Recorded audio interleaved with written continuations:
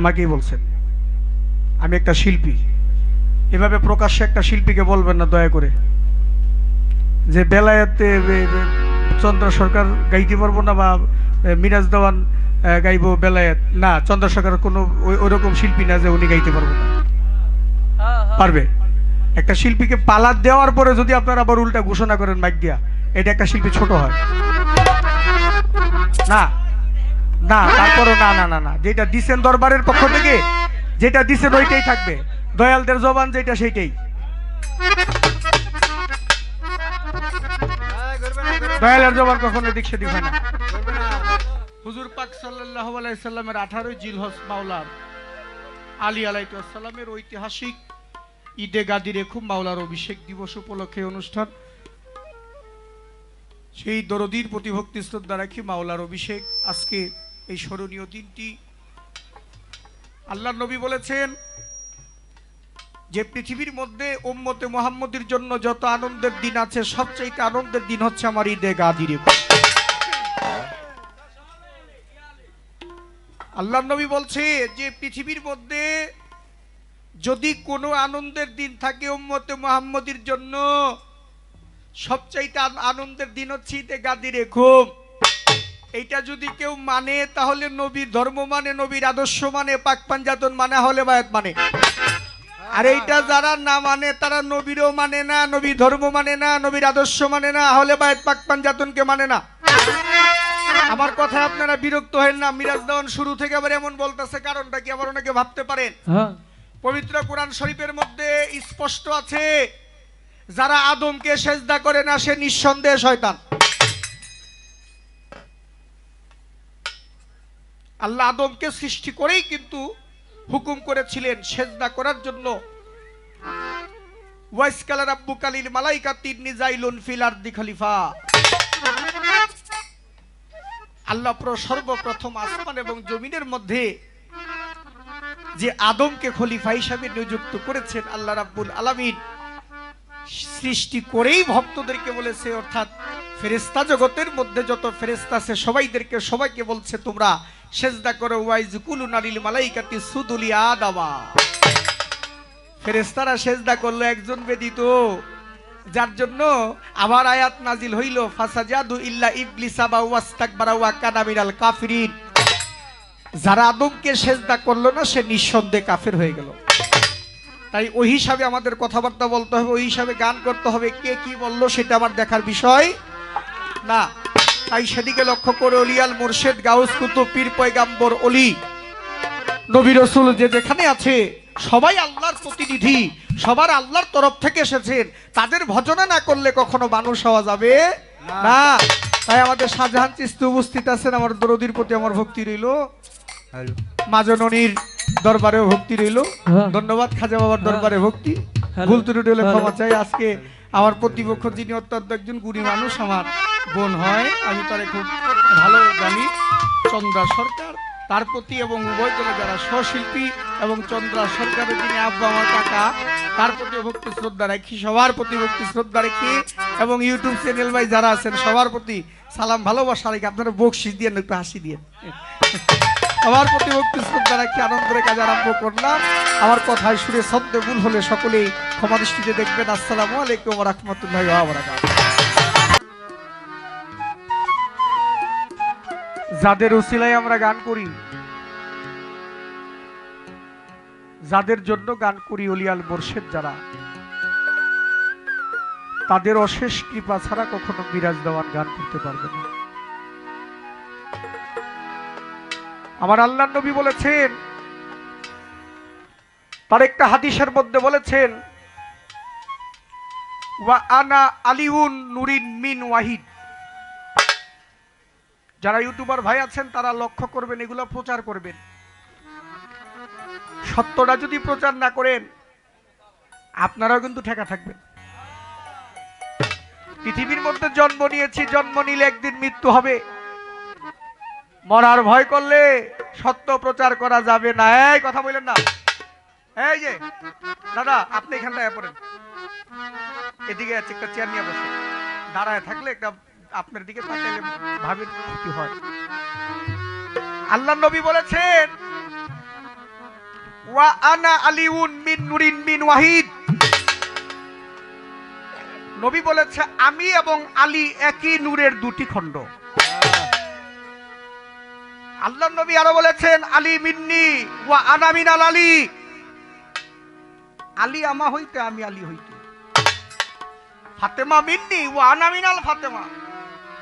ফাতেমা আমা হইতে আমি ফাতেমা হইতে। হোসাইন মিন্নি ওয়া আনা মিনাল হোসাইন। আমি হইতে হোসাইন, হোসাইন হইতে আমি। হাসান মিন্নি ওয়া আনা মিনাল হাসান। হাসান হইতে আমি, আমা হইতে হাসান। যারা নবীর আহলে বায়াত পাক পাঞ্জাতনকে ভালো না বাসে, আল্লাহ নবী কইছে, আল্লাহ কইছে এরা নিঃসন্দেহে কাফের। বেয়াদবি মাফ করবেন, যেই তরিকার মধ্যে মাওলা আলীর সাজদার মধ্যে মাওলা আলীর নাম নাই, ওইটা সাজদা না। আমরা জারু সিলাই এই তরিকা পাইলাম, জারু সিলাই গুরু পাইলাম, জারু সিলাই মুর্শিদ পাইলাম। এই জগতের মধ্যে সর্বপ্রথম একজন ব্যক্তি কাবাগরের মধ্যে জন্ম নিয়েছে, সেটা হচ্ছে মাওলা আলী। আমার মাওলা আলী এমন জিনিস, তার প্রশংসা, তার গুণগান আমি মিরাজ দেওয়ার সারা জন্ম করলেও আমি শেষ করতে পারবো না। আমার দয়াল নবী মাওলা আলীকে দোলনার মধ্যে শোয়া রাখছে। চাঁদনি রাত্র, আকাশের চন্দ্রটা পূর্ণিমার আলের মতো জলমল করতেছে, চাঁদনি রাত্র। আমার দয়াল নবী দোলনার মধ্যে মাওলা আলীকে শোয়া রাখছে। হঠাৎ করে দয়াল নবী চেয়ে দেখে আকাশের চাঁদরা খালি ঘুরে। ওই পানির মধ্যে এক প্রকার পোকা আছে না, দেখবেন ঘুরে। কি পোকা কয় এটা? ঘূর্ণি পোকা। ঘূর্ণি পোকা আছে না, ওরকম ঘুরি। নবী হঠাৎ করে চেয়ে দেখে আকাশের চাঁদটা ঘুরতেছে। নবী আকাশের চাঁদ ঘুরে কে? চাঁদের দিকে তাকাইছে, হঠাৎ করে চেয়ে দেখে মাওলা আলীর চোখের দিকেও চোখ পড়ে গেছে। চেয়ে দেখে মাওলা আলীর চোখ যেদিকে ঘুরে আকাশের চাঁদরা ওই দিকে ঘুরে। বলেন সুবহানাল্লাহ। সুবহানাল্লাহ। আকাশের চাঁদ, মাওলা আলীর চক্ষু দুইটা যেদিকে ঘুরে আকাশের চাঁদ ওই দিক ঘুরে। মাওলা আলী কোনো সাধারণ বিষয় না। আমার দয়াল নবীর কাছে একজন যুবক আসছে, প্রায় 14 হতে 15 বছর বয়স, অতিরিক্ত 20 বছর বয়স। কিতাবের মধ্যে প্রমাণ করছে যুবক আইসা আমার নবীকে বলে, নবী আমার হাত দুইটা বাঁধা। তোমার হাত দুইটা বাঁধা কবে বাঁধছে, কে বাঁধছে? কয় তা তো আমি জানি না, আমি সৃষ্টি হয়ে দেখেছি। সৃষ্টির এই মানব সৃষ্টি হওয়ার আগে আমি যখন সৃষ্টি হয়েছি, এই সৃষ্টির পূর্বে আমি সৃষ্টি হওয়ার পরে আমার একজন যুবক আইসা আমার এই হাত দুইটা বেঁধে দিয়েছে। আমি আজও পর্যন্ত হাত দুইটা বাঁধন খুলতে পারি না। আমি গিয়েছিলাম আদম শফিউল্লাহ, যিনি আদি পিতা হযরত আদম আলাইহিস সালামের কাছে, যে আমার বাঁধন দুটো খুলে দেন। হযরত আদম আলাইহিস সালাম বলছে যে যেই যুবক তোমাকে বেঁধে দিয়েছে সেই যুবক বাঁধন খুলতে পারবে, আমি আদম ওই বাঁধন খোলার ক্ষমতা আমার নাই। গেছিলাম শীষ পয়গাম্বরের কাছে, তিনি একই কথা বলেছে। গেছিলাম ইদ্রিস পয়গাম্বরের কাছে, তিনি ওই কথা বলেছে। হে আল্লাহর নবী, যত নবী রাসূল পৃথিবীর মধ্যে এসেছে, শেষ পর্যন্ত আমি আপনার কাছে এসেছি, আপনি কি আমার এই বাঁধনটা খুলে দিতে পারবেন? আমার নবী বলে, আমি যে তোমার বাঁধন খুলবো, আমি তো বাঁধন খুলবো না। তো যেই যুবক তোমাকে বাঁধনটা বেঁধে দিয়েছে সেই যুবকই তোমার বাঁধন খুলতে পারে। ওই যুবক বলে, তাহলে যেই যুবক আমার বাঁধনটা খুলে দিবে সেই যুবকটার আমি কোথায় পাবো? আল্লাহ নবী কই, সেই যুবককে দেখলে তুমি চিনবা? বলতেছে জি হুজুর, আমি দেখলেই চিনবো। আমার আল্লাহ নবী সেই যুবককে আমার মাওলা আলীর কাছে নিয়ে গেছে। যখনই মাওলা আলীর কাছে নিয়ে গেছে, আর মাওলা আলীকে দেখার সাথে সাথে ওই যুবকটা অজ্ঞান হয়ে গেছে, মাটিতে ডলে পড়ে গেছে। কিছুক্ষণ পরে হুঁশ হয়েছে। আমার আল্লাহ নবী জিজ্ঞেস করে, তুমি আমার আলীকে দেখে তুমি চিৎকার দিয়া বা অজ্ঞান হয়ে পড়ে গেলা কেন? আল্লাহ নবীর কাছে ওই যুবক বলে, ইয়া রাসূলুল্লাহ, এই সেই যুবক যেই ব্যক্তি সৃষ্টির শুরু থেকে আমি ছিলাম জিন জাতি, আমি অত্যন্ত দুষ্ট প্রকৃতির লোক ছিলাম, যার জন্য আমাকে সেদিন এই যুবকই আমার হাত দুইটা বেঁধে দিই।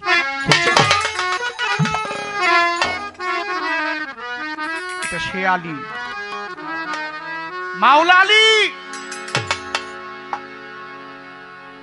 18 জিলহজ যাকে মাওলা মুহাম্মদ নিজে 1.5 লক্ষ লোকের সামনে যাকে মাওলায়াতি ঘোষণা করেছে। বিদায় হজ শেষ করে এহরামের পোশাক গায়ের মধ্যে দিয়ে মদিনার পথে রওনা করেছেন। পবিত্র কোরআন শরীফ হইতে আয়াত নাজিল হইছে আমার নবীর উপরে, ইয়া আইয়ুহার রাসূল বাল্লিগ মা উনজিলা ইলাইকা মির রাব্বিকা আন্না আলিউন মাওলাল মুমিনিন। আমার আল্লাহ বলতেছে, হে আমার রাসূল, আপনার রব আপনার প্রতি যা নাজিল করেছে তাহা পৌঁছায়া দেন। আর যদি তাহা পৌঁছায়া না দিলেন তাহলে আপনার রিসালাতকে পরিপূর্ণ করে পৌঁছায়া দেওয়া হইল না। সেদিন আমার আল্লাহর নবী ১৬ লক্ষ মানুষের মাঝে মাওলা আলীকে ৩টা মতান্তরে ৪টা উটকে একত্রিত করে একটা মঞ্চ তৈরি করে ওই মঞ্চের মধ্যে মাওলা আলীর ডান হস্তকে উত্তোলন করে বলেছিলেন, মান কুনতুম মাওলাহু ফাহাজা আলিউন মাওলাহু। বলছে আমি যার মাওলা আমার আলী তার মাওলা। আমার নবী আরো বলেছে, আনা মদিনাতুল ইলমি ওয়া আলী বাবুহা। আমার নবী বলেছে, আমি হচ্ছি ইলমের শহর, আমার আলী হচ্ছে সেই শহরের দরজা। তোমরা আমাকে চাইতে হইলে, আমাকে পাইতে হইলে আমার আলীর দরজা দিয়ে প্রবেশ করো। সুবহানাল্লাহ। আরে যে আলী রে না চিনে কি নবী চিনবো? আর নবীকে না চিনলে আল্লাহ চিনবো? তাহলে আলী চিনতে হইব আগে। তা আলী চিনতে হইলে কার কাছে যাইতে হইব? আলী চিনতে যাইতে হইলে যাইতে হইব দয়াল বাবা ইউসুফ মুস্তান বাবার কাছে। সুবহানাল্লাহ সুবহানাল্লাহ। তাই মুর্শিদের কাছে গেলে আলী চিনা যায়, আলী চিনলে নবী চিনা যায়, নবী চিনলে আল্লাহ চিনা যায়। বিশ্ব নবী হযরত মুহাম্মদ মুস্তাফা সাল্লাল্লাহু আলাইহি সাল্লাম পবিত্র কোরআনের মধ্যে সূরা আম্বিয়ার মধ্যে আল্লাহ বলছেন, যেই সমস্ত পৃথিবীর বিশ্বের রহমত স্বরূপ আমি প্রেরণ করেছি আমার নবী মুহাম্মদ রাসূলুল্লাহ সাল্লাল্লাহু আলাইহি সাল্লামকে। এই যে শব্দটা করে কিসের এটাই শোষো? ও আচ্ছা, একটু কমাই দিলে ভালো হয়, শব্দটা একটু সমস্যা, কানে লাগে তো। এই পৃথিবীর রহমত স্বরূপ আল্লাহ পাক প্রেরণ করেছে আমার বিশ্ব নবী মুহাম্মদ রাসূলুল্লাহ সাল্লাল্লাহু আলাইহি সাল্লামকে।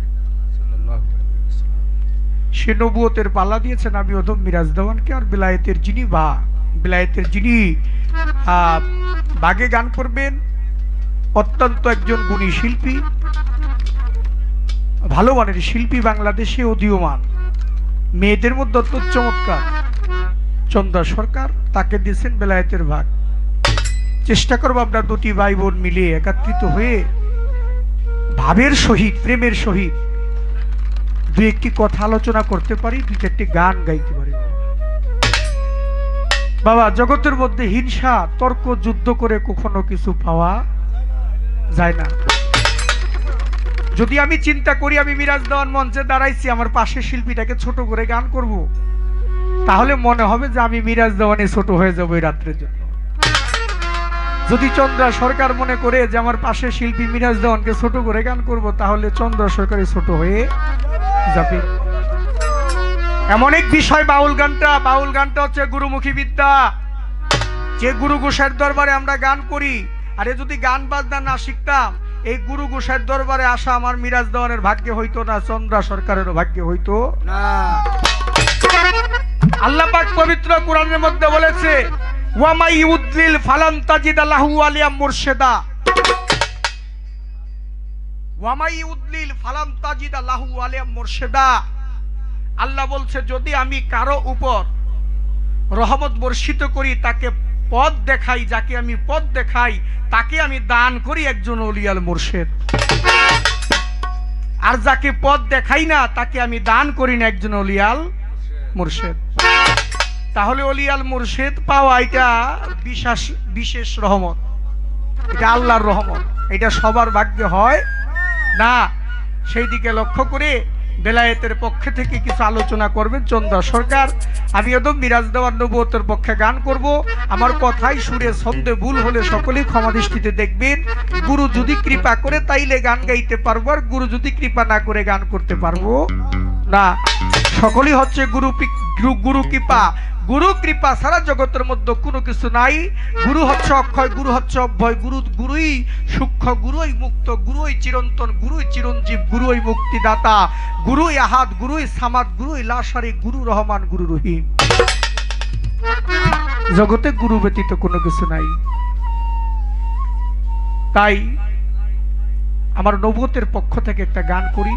আমার দরদি বলেছে যে রশিদ সরকারের গান গাওয়ার জন্য আসলে যে যেই পালায় পড়ে সেই পালার গানে আমরা গাইতে চেষ্টা করব। তবে একটা পালার গান আগে করি, তারপরে কিছু কথা আলোচনা করবো আর কি। ধন্যবাদ।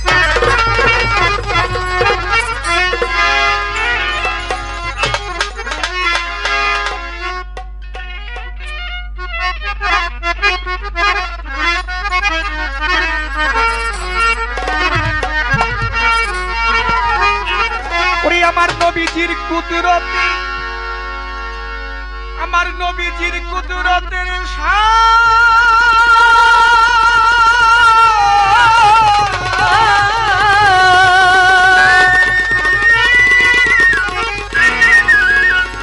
আমার নবীজির কুদরতের শান যদি বাজান কাগজ হয় 27 মান, লেখা শেষ হবে না তার নামেরও ব্যাখ্যা।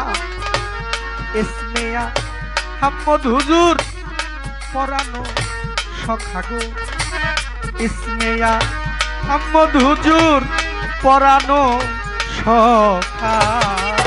আমার হুজুরের কুল রতন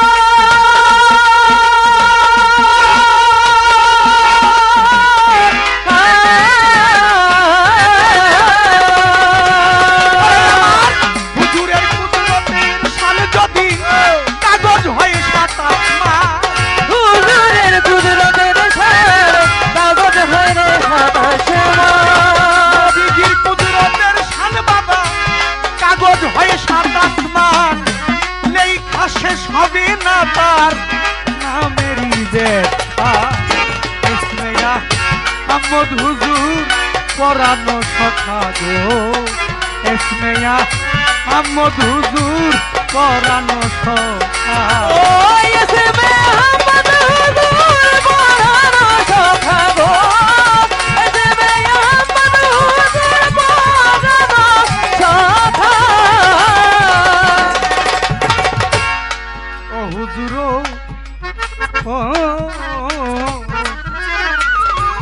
রাসূলে মুকাররম নূরে হয় মুজাসসাম, 4500 খাস নাম লেখা পুস্তিকা। ও হুজুর গো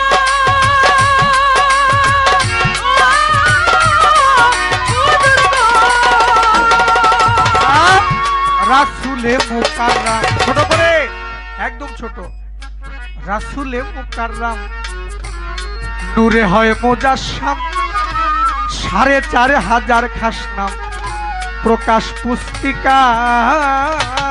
বাবারে তাফসিরে কাবিরে লেখা রয় তার ভিতরে, তাফসিরে কাবিরে লেখা রয় তার ভিতরে। তাফসিরে কাবিরে লেখা রয় তার ভিতরে, তাই তো পরানো ভরে আসসালামু আলাইকা। ইসমিয়া হাম্মদ হুজুর পরানো সখা গো, ইসমিয়া হাম্মদ হুজুর পরানো সখা। আমার হুজুরের কুল রতন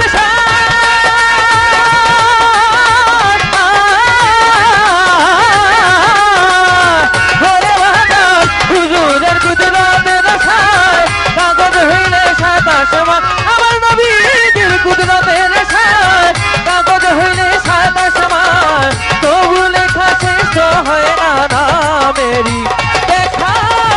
ইসমিয়া হাম্মদ হুজুর পরানো সখা গো,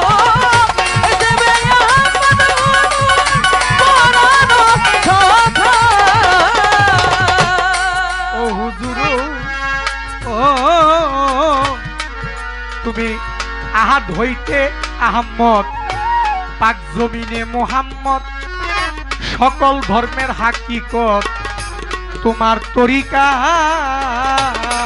হুজুর গো, ও হুজুর গো, তুমি আহাদ হইতে আহম্মদ, পাক জমিনে মোহাম্মদ, সকল ধর্মের হাকিকত তোমার তরিকা। ওরে আমার বাসারিয়ার মালাকি, আরেক রূপ তার হাকিকি। ওরে বাসারিয়ার মালিকি, আরেক রূপ হাকিকি। বাসারিয়ার মালাকি, আরেক রূপ তার হাকিকি। তিন অবস্থায় আছে নবী করুণা বাতা। ইসমে আহমদ হুজুর পরানো সখা গো, ইসমে আহমদ হুজুর পরানো সখা। আমার হুজুরের কুদরতের শান, কাগজ হইলে সাত আসমান। নবীদের কুদরতের শান, কাগজ হইলে সাত আসমান। তবু লিখেছে তো হয় না নামেরই দেখা। ইসমে আহমদ হুজুর পরানো সখা গো, ইসমে আহমদ হুজুর পরানো সখা। হুজুরু আমি মিমের পর্দা উঠাইয়া তোমারে দেখলাম চাইয়া। তুমি খুদে খুদা রব রহমান, সব তুমি একা। হুজুর গো, ও হুজুর গো, আমি মিমের পর্দা উঠাইয়া তোমারে দেখলাম চাইয়া। তুমি খুদে খুদা রব রহমান, সব তুমি একা। ওরে সরকার রশিদের মুখ নাজাত লও, নিজ গুণে দেখা দাও। সরকার রশিদের মুনাজাত নাও, নিজ গুণে দেখা দাও। রশিদের মুনাজাত লও, নিজ গুণে দেখা দাও। নিজের কাছে টানিয়া লও, কুল মাকলুকের রাফুকা। ইসমে আহমদ হুজুর পরানো সখা গো, ইসমে আহমদ হুজুর পরানো সখা। আমার হুজুরের কুদরতের শান,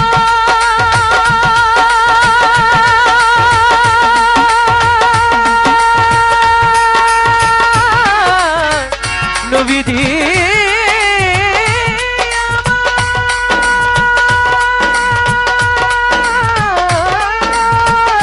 ও নবীজি, হুজুরের কুদরতের শান, কাগজ হইলে সাত আসমান। তবু লিখেছে তো হয় না নামেরই দেখা। ইসমে আহমদ হুজুর পরানো সখা গো, ইসমে আহমদ হুজুর পরানো সখা।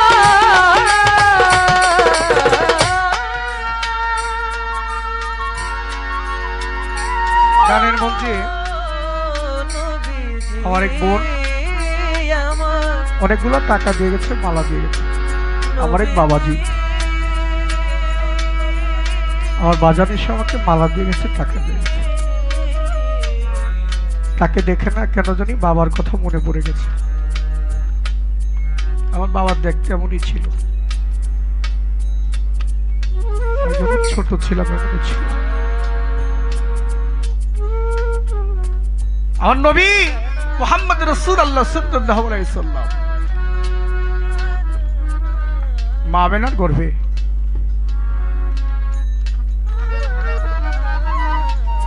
মা আমেনা স্বপ্নে দেখে মায়ের নাকের ফুলটা পড়ে গেছে।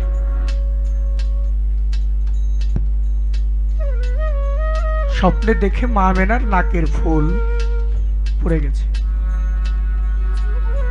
আমার মায়েরা জানেন যদি নাকের ফুল পড়ে যায় স্বপ্নে দেখি তার লক্ষণ কখনো ভালো হয় না। মা আমেনা চলে গেল আব্দুল মুত্তালিবের কাছে। বাবা, আমি স্বপ্নে দেখেছি আমার নাকের ফুলটা পড়ে গেল, আমি লক্ষণটা ভালো দেখি না। আব্দুল মোতালিব বলেছে, আমেনা তুমি কাবা ঘরের পাশে চলে যাও, গিয়া কাবা ঘরের মালিককে তুমি একবার বলো না, যদি কোনো বিপদ আপদ হয় সে যেন রক্ষা করে। কারণ আব্দুল্লাহ তো বাণিজ্যে গেছে, মোহাম্মদকে গর্ভে রেখে আব্দুল্লাহ বাণিজ্যে গেছে। কাবা ঘরের পাশে গিয়ে মা আমেনা দাঁড়িয়েছে, আর কাবা ঘর আমার মা আমেনার দিকে ঝুঁকে পড়েছে। কাবা ঘর মা আমেনার দিকে ঝুঁকে পড়েছে। মা আমেনা তুই চোখের পানি ছেড়ে দিয়েছে, মালিক রে আমি এত বড় অপরাধী তোমার দরবারে। আমি স্বপ্নে দেখলাম নাকের ফুলটা পড়ে গেল, আমি আল্লাহর কাছে, মালিকের কাছে, তার কাছে চলে আসলাম। আমি তার কাছে প্রার্থনা করার জন্য, যদি কোনো স্বপ্নে বিপদ আপদ হয় মালিক যেন রক্ষা করে। সেই তোমার ঘর আমার দিকে ঝুঁকে পড়েছে, আমি কি অপরাধ করেছি? কাবা ঘর মালিকের কাছে বলে, মালিক তুমি আমার মুখের জবানটা খুলে দাও না, আমি মা আমেনার সাথে আমার মনের কথা দুইটা বলি। আল্লাহর হুকুমে কাবা ঘরের জবান খুলে গেছে। কাবা ঘর ডেকে ডেকে বলে, মা আমেনা তুমি জানো না গো মা, মা আমি তো তোমার দিকে এমনি ঝুঁকে পড়ি নাই, আমি যেমন তোমার কাবা, তুমি যেমন আমার কাছে এসেছো আমাকে তওয়াব করার জন্য। তুমি কি জানো মা আমার কাবাকে, আমি তো তোমার কাবা, আমার কাবাকে, আমার কাবা হচ্ছে তোমার গর্ভে। নবীজি আমারে আমেনা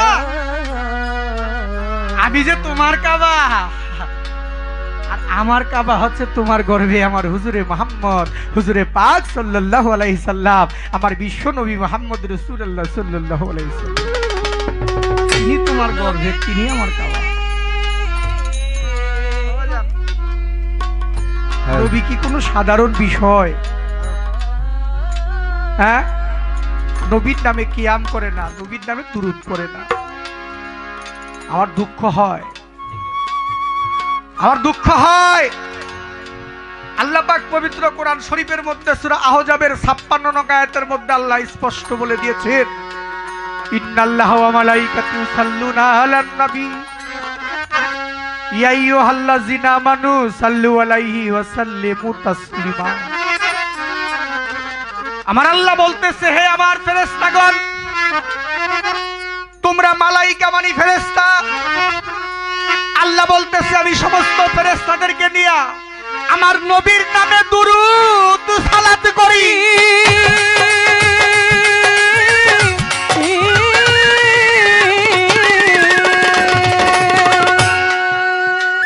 আল্লাহ নিজে আমার নবীর নামে দুরূদ পড়েছে, কিয়াম করেছে।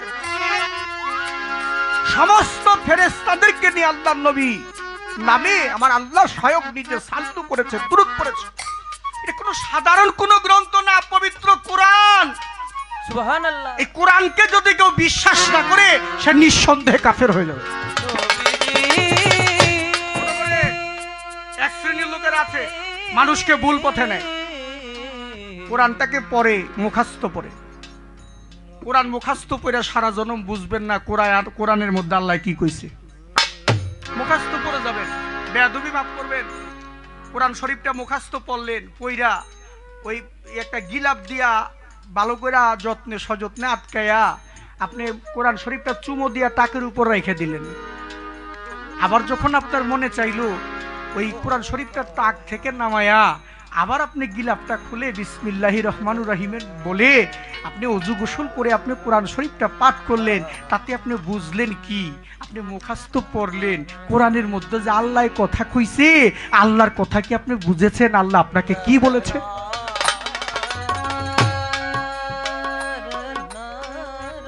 আমার কথা কি বিরক্ত লাগে আপনাদের কাছে? কোরআনের মধ্যে যে আল্লাহ কথা বলছে, আল্লাহ কি কইছে, আল্লাহ কি আপনার গালি দিছে না আদর করছে, এটা বুঝছেন? আরে কোরআন শরীফ মুখস্থ পড়া এটা মূর্খের কাজ। কোরআন মুখস্থ বললে হবে না, কোরআনকে বুঝতে হবে কোরআনে কি বলেছে। কোরআন যদি কেউ পড়ে তাহলে কোরআনের একটা আয়াত একটা শব্দ ভাবার্থ জানো, তারপরে পড়ো। মুখস্থ সারা জনম কোরআন পড়লো তোমার কোনো কাজ হবে না, কারণ মুখস্থ কোরআন পড়া আর ভূতের বন্দিগি করা এক সমান।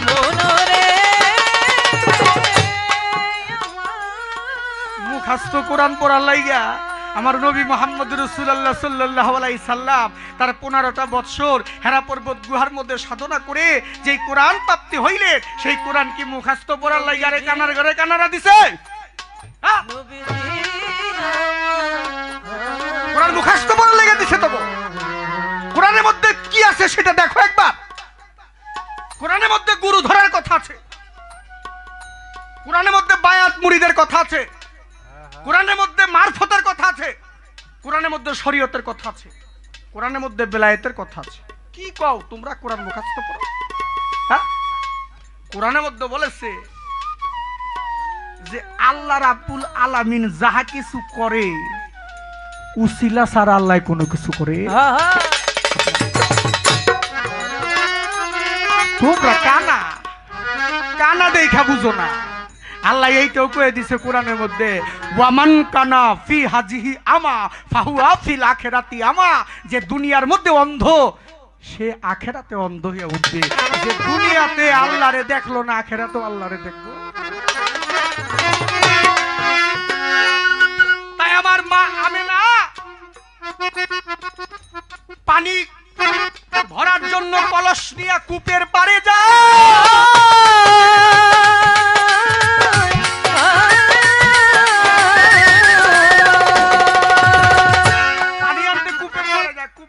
অনেক গভীরে মানা গেছে কলস নিয়ে পানি আনতে, অনেক গভীরে পানি উঠাইতে পারে। সাপা পর্বত পাহাড় হইতে কে যেন বলতেছে ডেকে, জিব্রাইল, ও জিব্রাইল, তুমি কূপের পানিগুলা কূপের মুখের মধ্যে এনে দাও। হঠাৎ করে মা আমেনা চেয়ে দেখে পানি ছিল অনেক গভীরে, এই পানিগুলা কূপের মুখের মধ্যে নিয়ে আসছে। আর ওই পানি ভরে আমার মা আমেনা কলস ভরে যখন কাকে করে কলস নিয়ে যায়, উপর দিয়া পাখিরা উড়ে যায়। আর ওই পাখিদের সর্দার বলে, ও পাখিরা তোমরা কি জানো জমিনের উপর দিয়া আমার রহমাতুল লিল আলামিনের মা হেঁটে যাচ্ছে, তোমরা তার উপর দিয়ে যেও না, তার উপর দিয়ে গেলে তোমাদের বেয়াদবি হবে। সুবহানাল্লাহ। তো সহজ বিষয় নবী, ওরা নবী চিনে না। হ্যাঁ, অগবেলে নবী বেলে অগমতন সাধারণ মাটির মানুষ, নবী বেলে অগমতন মানুষ, কানার ঘরের কানারা, ওরা নবী চিনে না। আবার ওরা ইসলাম প্রচার করে, মাথার মধ্যে জুব্বা দিয়া টুপি দিয়া নামাজ পড়ে। এগুলো কি? কিছুই হবে না, কোনো কাজে দিবে না যদি নবীর প্রতি মহাব্বত না থাকে।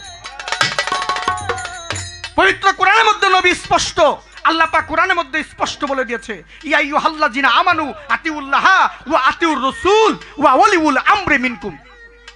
কোন যদি মাওলানা মুফাসসির হাজি কাজী যত বড় কুতুব থাকেন সামনে আইসা কথা বলবেন।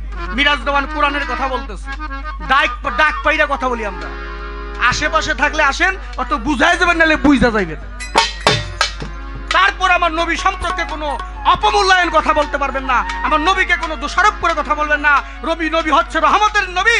আল্লাহ পাক নবীকে রহমত হিসাবে পৃথিবীর মধ্যে প্রেরণ করেছে সূরা আম্বিয়া 107 নম্বর আয়াতের মধ্যে।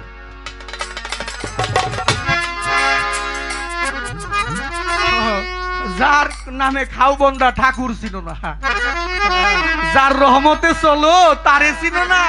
হ্যাঁ, মাথায় টুপি, মুখে দাড়ি, জুব্বা পইরা তসবি পরি, এই তগ তসবি আর টুপি কোনো কাজে দিব না রে বেটা, কোনো কাজে দিব না। আসো মাঠে, আসো খেলো, খেলার জন্য প্রস্তুত আছি, আসো খেলা হবে, খেলতে চাই, আসো আমরা আল্লাহ নবীর নামে খেলবো, কোরআন হাদিস দিয়ে খেলবো। আসো, কে খেলবো? আসো, নবীর নামে খেলো। আমার হুজুরের গুণ নবেল শাহ,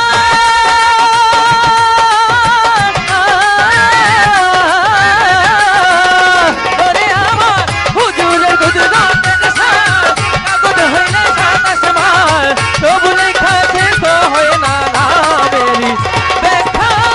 এসবে মোহাম্মদ হুজুর পরানো কথা গো, এসবে মোহাম্মদ হুজুর পরানো কথা।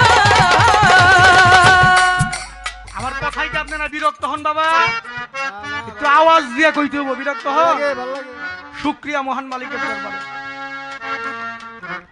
মইরা যামু, সত্য কথা না বইলা যামু না, ওই চিন্তা আমি মিরাজ দেওয়ান করি না। কি কইলো না কইলো ওয়া কোনো ভয় করি না। জন্মেছি মরমু একদিন, চিরদিন কেউ দুনিয়ায় থাকে না। এবার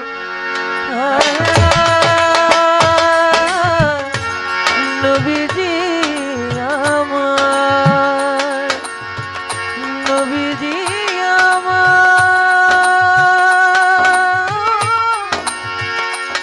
নবীজি,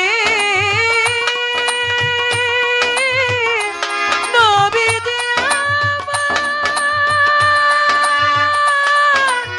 নবীজি আমার, নবীজি, ও নবীজি, নবীজি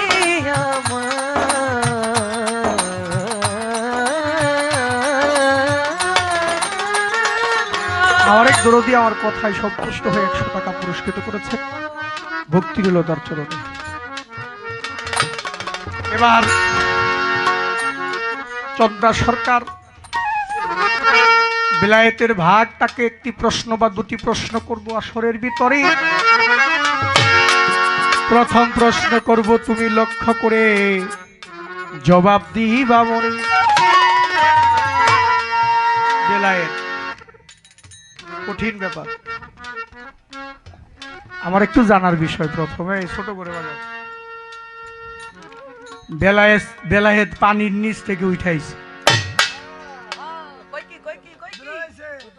এই বেলায়েত পানির নিচ থেকে উঠাইসা একটা কর্ম করছে।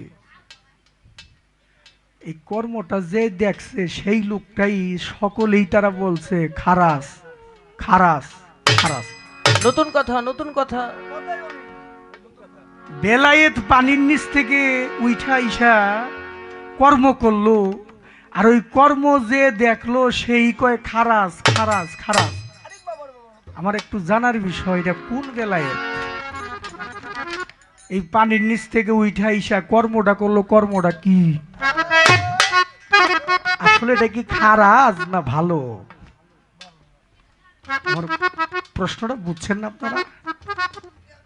আমার একটু জানার বিষয়, এই কর্মটা কি?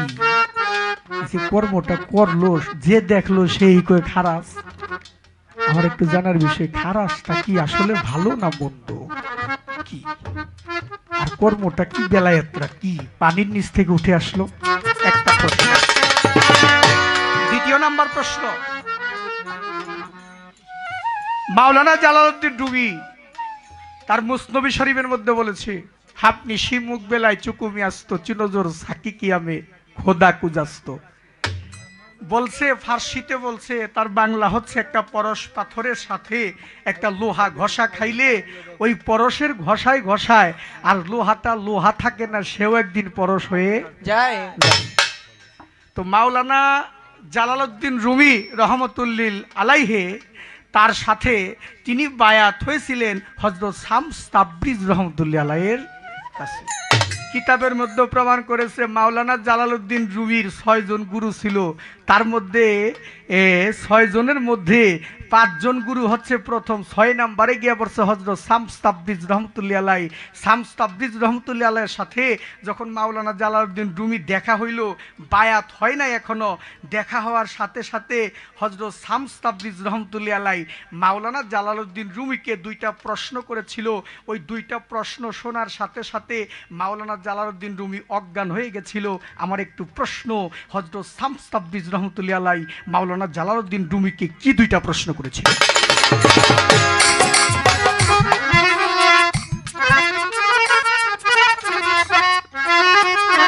কি? যে 2টা প্রশ্ন শুনে অজ্ঞান হয়ে গেছিল মাওলানা জালালউদ্দিন রুমি, জিনিসপত্রটা উটের বোঝায় তার চাইতেও বেশি কিতাব গ্রন্থ হাদিস দলিল কোরআন কিয়া ফিকা যাহা কিছু আছে সবকিছু পড়েছে। সেই ব্যক্তিটা পাগলের দুইটা প্রশ্ন শুনে অজ্ঞান হয়ে গেল। পাগল দুইটা কি প্রশ্ন করেছিল একটু সুন্দর করে জবাব তুমি দিবা। এই দুইটা প্রশ্ন হুজুরের কুদরতের হাত কাগজে হইলে সাদা সওয়াল আমার নবীজির কুদরতের হাত কাগজে হইলে সাদা সওয়াল তবু লেখা থেকে তো হয় না নামেরই ব্যাখ্যা এসবে আহমদ হুজুর মরানো সফা গো এসবে আহমদ হুজুর মরানো সফা আমার নবীজির কুদরতের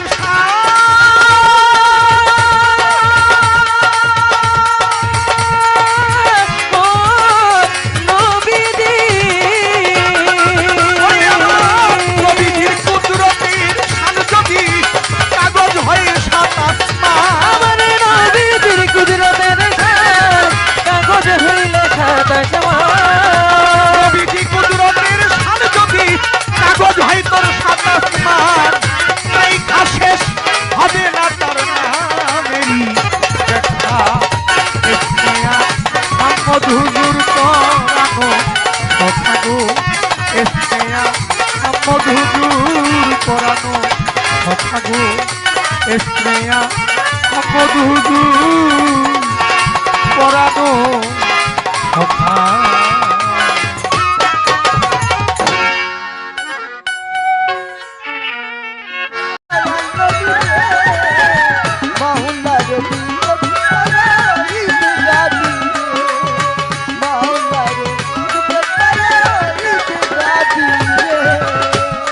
সরকার রশিদ বলে আমি হইলাম ভণ্ড মুসলমান ৬০ বছরেও হয় নাই জানা মাওলা আলীর শান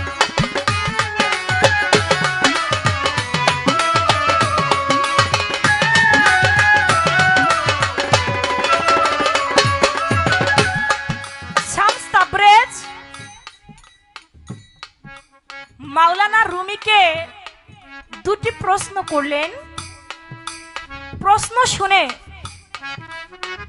শামরেজ তাবরেজ তিনি অজ্ঞান হলেন। কি দুটি প্রশ্ন করলেন যে প্রশ্ন শুনে অজ্ঞান হলেন?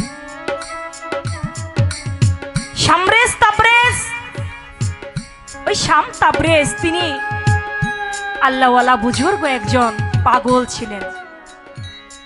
তিনি একদিন মক্কা ঘরের দিকে পা দিয়ে পশ্চিম দিকে পা দিয়ে শুয়ে আছে।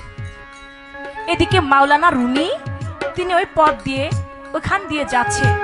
তিনি বলে, এ পাগল, তুমি যে পশ্চিম দিকে পা দিয়ে শুয়ে আছো, তুমি যে কাবা ঘরের দিকে পা দিয়ে শুয়ে আছো, তুমি জানো না পশ্চিম দিকে আল্লাহ থাকে? আল্লাহর ঘর পশ্চিমে যে আল্লাহর ঘর কাবা ঘর, এটা তুমি জানো না? তখন প্রশ্ন করে, দেখেন এখানে একটা প্রশ্ন করে কি শাম তাবরেজ প্রশ্ন করে মাওলানা রুমিকে, এ মাওলানা রুমি, তুমি যে বললে পশ্চিমে আল্লাহর ঘর আল্লাহ থাকে, আচ্ছা যে দিকে আল্লাহ নাই তুমি আমার পাটা ওই দিকে ঘুরাই দাও। যেদিকে আল্লাহ নাই তুমি আমার পাটা সেদিকে ঘুরিয়ে দাও। এখন চিন্তা করে এমন একটা প্রশ্ন আমাকে করলো, যেদিকে আল্লাহ নাই সেদিকে আমার পাটা ঘুরাও, তাহলে এখন আমি কোন দিকে পা ঘুরাবো? আল্লাহ কুল্লে শাইন কাদির, আল্লাহ কুল্লে শাইন মই, আল্লাহ পাক সর্ব জায়গায় বিরাজিত, সব দিকেই আল্লাহ আছে। এখন আমি এই পাগলের পাও কোন দিকে ঘুরাবো? ওই মুহূর্তে তিনি অজ্ঞান হয়ে গেল। অজ্ঞান হয়ে তার আবার হুশ হইল। হুশ হয়ে তিনি বলতে লাগলো যে আপনি কোনো সাধারণ ব্যক্তি না, যেদিকে আল্লাহ নাই সেদিকে আমি আপনার পা ঘুরাবো? আল্লাহ তো সর্বদিকেই আছে। আমি তো আর আপনার প্রশ্নের জবাবে আমি তো উত্তীর্ণ হইতে পারলাম না, আমি তো আপনার পাটা ওইদিকে ঘুরাইতে পারলাম না। এখানে তো আমি আপনার কাছে জবাবে আমি ধরা খেয়ে গেলাম। আপনি আমাকে আপনার কাছে মুরিদ করেন, আমি আপনার কাছে মুরিদ হইতে চাই। বলা মাত্রই আরেকটি প্রশ্ন করলো, হ্যাঁ মাওলানা রুমি, তুমি কার? তুমি বলো তুমি কার? তুমি যদি বলতে পারো তুমি কার, তাহলে বুঝবো তুমি একজন সঠিক মাওলানা। বলে কেন? আমি আবার কার? আমি তো আমারই। বলে না, তোমার এখানেও প্রশ্নের জবাব হইল না, তুমি তোমার না, তুমি হচ্ছে যে মালিক এই পৃথিবীটাকে সৃষ্টি করেছে, তুমি তার। তুমি যদি তার না হবে, তুমি যদি তোমার হবে, এই যে যে তোমার হাত আছে, তোমার পা আছে, সমস্ত কিছু আছে, কিন্তু হাসরের মাঠে এরা যদি তোমার হইতো তাহলে তোমার বিরুদ্ধে সাক্ষী দিত না। হাতের সাক্ষী তোমার হাতে দিবে, পায়ের সাক্ষী পায়ে দিবে, তোমার সর্ব অঙ্গ প্রত্যঙ্গ সেদিন সাক্ষী দিতে থাকবে। তাহলে তুমি তোমার কেমন করে হলে? তুমিও তোমার না, তুমি হইলা স্রষ্টার, যিনি এই পৃথিবীটাকে সৃষ্টি করেছেন। বলে আমি আপনার কাছে আমি যে ধরা খেয়ে গেলাম, আপনার চরণে আমাকে বিকাশিত করেন। বলে ঠিক আছে, আমি তোমাকে মুরিদ করব, আমি তোমার বাড়িতে যেতে চাই। গিয়ে দেখে 70 উট বুঝাই করে কিতাব লিখে রেখেছে। প্রশ্ন করে শাম তাবরেজ, আচ্ছা তুমি যে এত বুঝাই বুঝাই এই কিতাব লিখেছ, এই কিতাব দিয়ে তুমি কি করো? বলে কেন? আমি লিখেছি, আমি পড়ি। বলে ঠিক আছে, আমি তোমার কিতাবগুলোকে পানির মধ্যে ফেলে দিতে চাই। পানির মধ্যে ফেলে দিল। ফেলে দিবার আগে জিজ্ঞেস করলো, আচ্ছা তুমি যে কিতাব লিখেছো, এই কিতাবে কি কথা বলতে পারে? বলে না, কথা বলতে পারে না। বলে যদি কথা বলতে না পারে তাহলে এত এত উট বুঝাই করে তুমি কিতাব লিখে তোমার কি লাভ আছে? উট কিতাব 70 উট বুঝাই কিতাব, সেই কিতাবগুলি পানির মধ্যে ফেলে দিল। বলে এবার তুমি ডাক দাও, তোমার কিতাবকে তুমি ডাকো। বলে কাগজের কিতাব এগুলো কি কথা বলতে পারে? বলে যদি কথা বলতে না পারে তাহলে এত সাধনা করে তোমার লাভ কি? আমি ডাকি? বলে হ্যাঁ ডাকেন। বলে আমি ডাকলে তো তোমার কিতাব সমস্ত উঠে আসবে। বলে ডাকেন না আপনি। যখন ডাক দিল, ডাকা মাত্র এই সমস্ত কিতাবগুলি উঠে চলে আসলো। তাই সেদিন অনেক লম্বা ঘটনা। সেখানে শাম তাবরিজ মাওলানা রুমির একটি মেয়ে ছিল, সেখানে মদ ঢেলে খায়, অনেক বিস্তারিত অনেক ঘটনা, আমি এত দূর যাব না। তবে প্রশ্ন করেছিল তুমি কার, আর দ্বিতীয়তে প্রশ্ন করেছিল যে আমি যে দিকে পা দিয়ে আছি, এদিক থেকে এদিকে যদি আল্লাহ থাকে, কোন দিকে আল্লাহ নাই, তুমি আমার পাটা সেদিকে ঘুরিয়ে দাও। সেখান থেকে যখন ঘুরাবে, আর তো ঘুরাবার জবাব তিনি খুঁজে পায় না, তখন পড়ে যায়, অজ্ঞান হয়ে যায়। তখন আবার জ্ঞান ফিরে মাওলানা রুমির পায়ের মধ্যে পড়ে যায়। এই ছিল আপনার কথা, আমি তার জবাব করলাম। সরকার রশিদ বলে আমি হইলাম ভণ্ড মুসলমান, 60 বছরে হয় নাই জানা মাওলাই আলীর শান।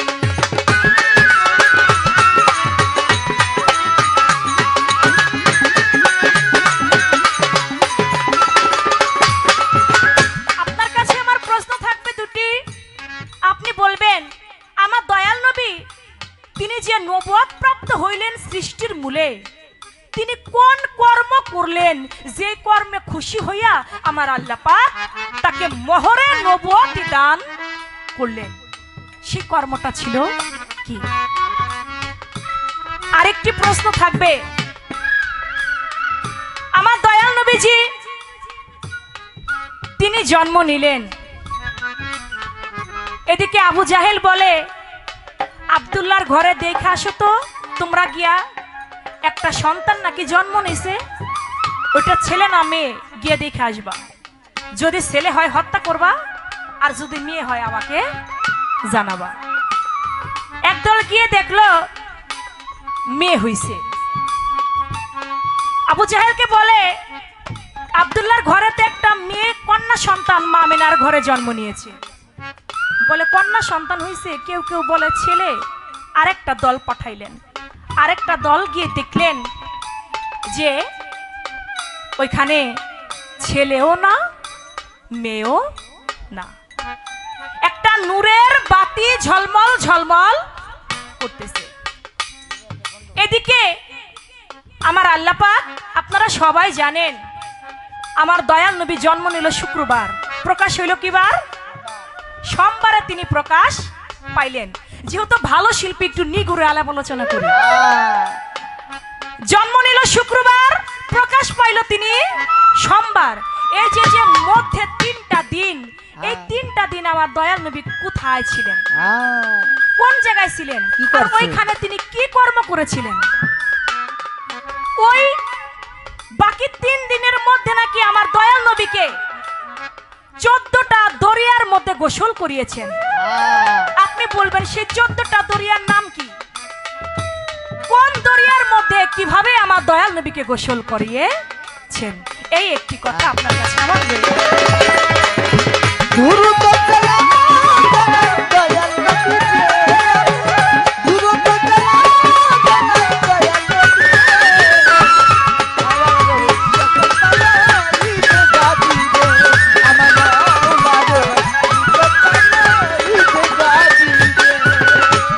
সরকার রশিদ বলে আমি হইলাম ভণ্ড মুসলমান, 60 বছরেও হয় নাই জানা মাওলাই আলীর শান।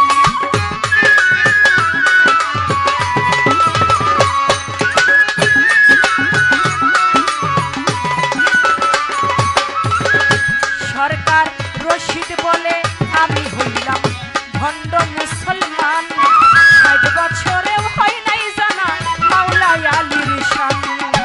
আমি কেমনে হই মুসলমান কও দেখি মোরে তোমরা, আমি কেমনে হই মুসলমান রাজু মামা, আমি কেমনে হই মুসলমান কও দেখি মোরে। মাওলার অভিষেক করে ঈদে গাদি রে, মাওলার অভিষেক করে ঈদে গাদি রে। দুরূদ সালাম জানাই দয়াল নবী রে, আমি দুরূদ সালাম জানাই দয়াল নবী রে, মাওলার অভিষেক পাইলে ঈদে গাদি রে, মাওলার অভিষেক পাইলে ঈদে গাদি রে। দুরুদ